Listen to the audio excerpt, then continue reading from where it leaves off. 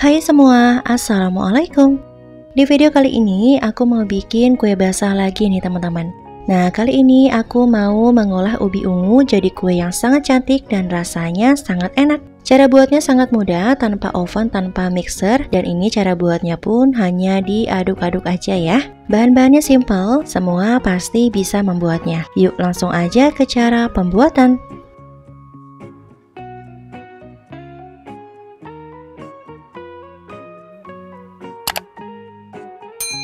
Yang pertama di sini aku sudah kukus 300 gram ubi ungu. Nah, ini ubi ungunya udah mateng dan udah empuk ya teman-teman. Kemudian langsung aja kita angkat. Selanjutnya kita masukkan ke dalam chopper atau blender. Nah, di sini aku haluskannya menggunakan chopper ya teman-teman. Kalau mau menggunakan ulekan juga boleh. Kemudian tambahkan gula pasir sebanyak 130 gram.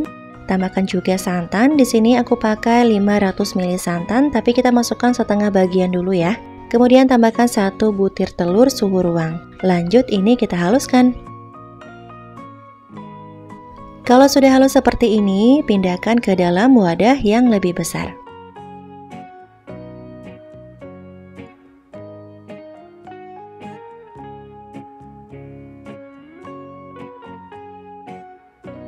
Kalau udah, selanjutnya tambahkan 160 gram tepung terigu. Kemudian setengah sendok teh garam. Setengah sendok teh vanila, boleh menggunakan vanili bubuk. Kemudian masukkan sisa santannya. Lanjut diaduk sampai semua bahannya tercampur rata.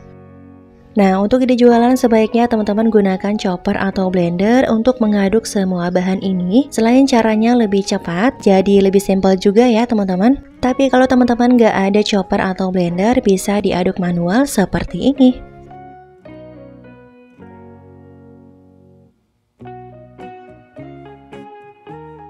Nah, kalau udah selanjutnya ini adonannya kita saring supaya adonannya jadi lebih halus.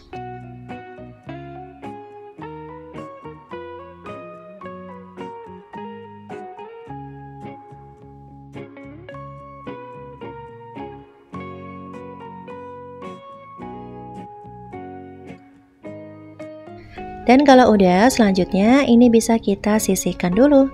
Kemudian siapkan panci memasak, masukkan 3 sendok makan tepung terigu, 3 sendok makan tepung maizena, 5 sendok makan gula pasir, setengah sendok teh garam, dan setengah sendok teh vanila.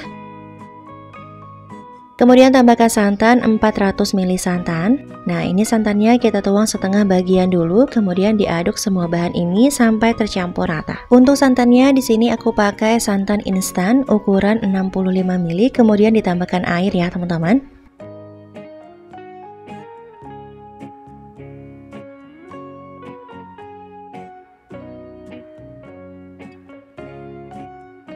Nah, supaya warnanya jadi lebih bagus dan lebih bersih, di sini aku mau tambahkan 1 sendok teh bubuk putih. Ini aman untuk makanan ya, teman-teman. Kemudian tambahkan sedikit air panas, lalu kita masukkan ke dalam adonan dan ini diaduk sampai tercampur rata.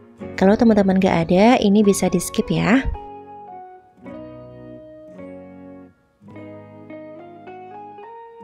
Kalau udah, selanjutnya kita pindahkan di atas api kompor, kita masak sampai mengental. Nah, ini sambil diaduk-aduk ya teman-teman supaya bagian bawahnya tidak gosong.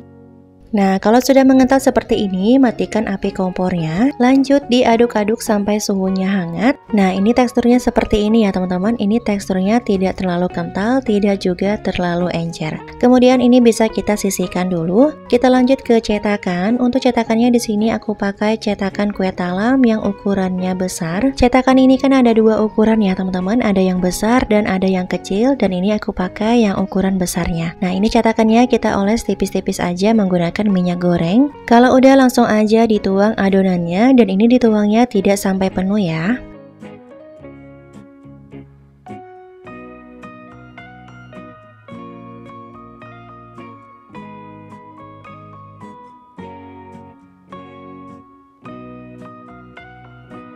Kemudian untuk adonan warna putih, di sini aku masukkan ke dalam plastik segitiga seperti ini. Kalau teman-teman ada botol kecap bisa dipakai ya, karena di sini aku nggak punya botol kecap, jadi aku pakainya plastik segitiga aja. Kemudian kita semprotkan ke tengah adonan seperti ini.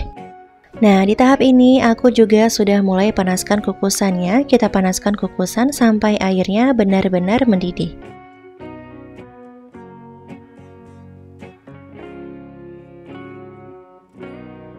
Kalau udah langsung aja kita masukkan ke dalam kukusan dan ini airnya sudah mendidih ya teman-teman. Kalau teman-teman pakai kukusan yang bulat, tutupnya dilapis dengan kain bersih. Ini kita kukus selama 15 menit dengan api sedang cenderung kecil.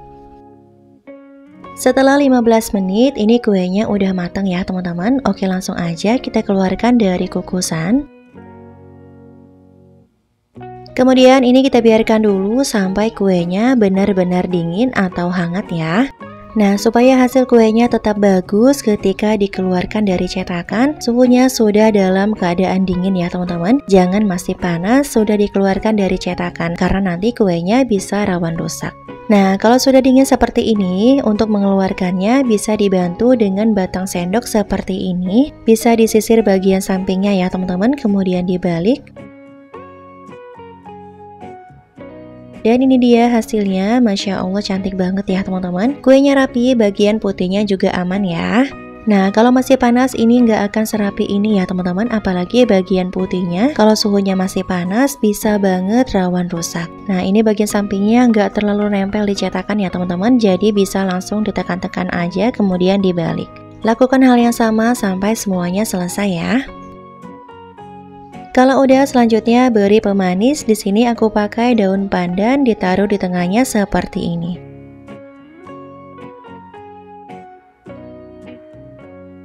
Dan ini dia kue nona manis ubi ungunya udah jadi.